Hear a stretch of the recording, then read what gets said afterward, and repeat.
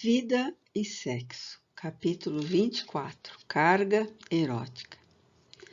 Dois sistemas se defrontam, a dos ascetas, que tem por base o aniquilamento do corpo, e o dos materialistas, que se baseiam no rebaixamento da alma. Duas violências quase tão insensatas uma quanto a outra. Ao lado desses dois grandes partidos, formiga a numerosa tribo dos indiferentes que, sem convicção e sem paixão, são mornos no amar e econômicos no gozar. Onde então a sabedoria? Onde então a ciência de viver? Em parte alguma. E o grande problema ficaria sem solução se o Espiritismo não viesse em auxílio dos pesquisadores, demonstrando-lhes as relações que existem entre o corpo e a alma e dizendo-lhes que, por se acharem em dependência mútua, importa cuidar de ambos. Amai, pois, a vossa alma, porém, cuidai igualmente do vosso corpo, instrumento daquela. Desatender às necessidades que a própria natureza indica é desatentar à lei de Deus. Não castigueis o corpo pelas faltas que o vosso livre-arbítrio o induziu a cometer e pelas quais é ele tão responsável quanto o cavalo mal dirigido pelos acidentes que causa. Sereis, porventura, mais perfeitos se, martirizando o corpo, não vos tornardes menos egoístas, nem menos orgulhosos e mais criativos para com o vosso próximo? Não, a perfeição não está nisso. Está toda nas reformas por que fizerdes passar o vosso espírito. Dobrai-o, submetei-o, humilhai-o, mortificai-o. Esse é o meio de o tornardes dócil à vontade de Deus e o único de alcançardes a perfeição. Do item 11, capítulo 17 de O Evangelho segundo o Espiritismo.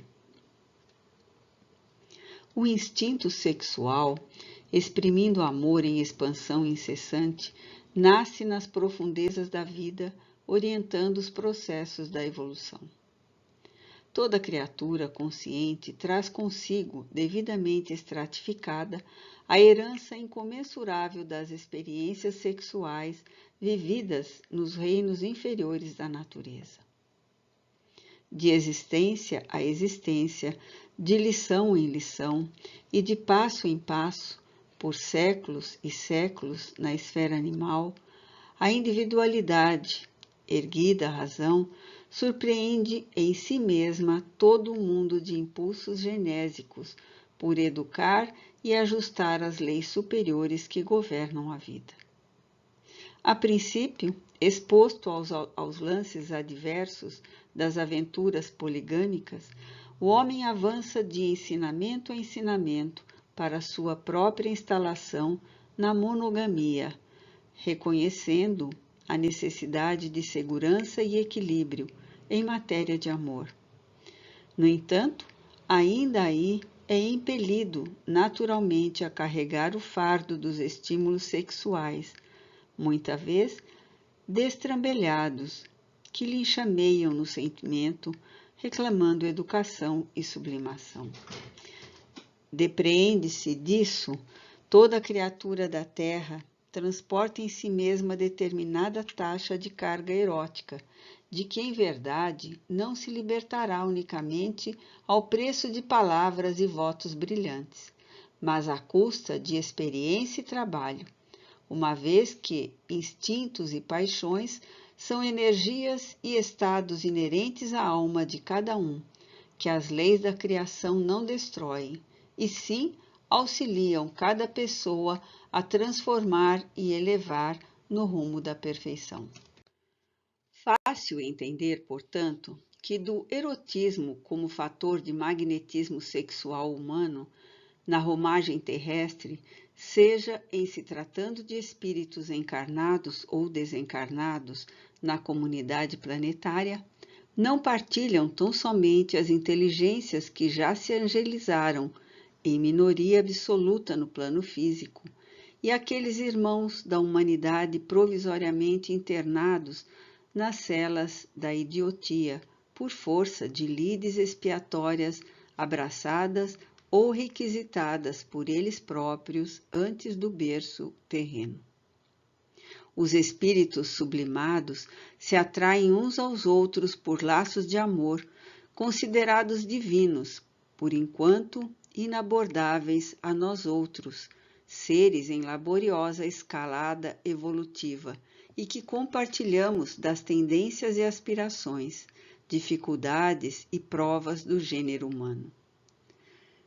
E os companheiros, temporariamente bloqueados por cérebros deficientes e obtusos, atravessam períodos mais ou menos longos de silêncio emocional, destinados à reparação e reajustes, quase sempre solicitados por eles mesmos.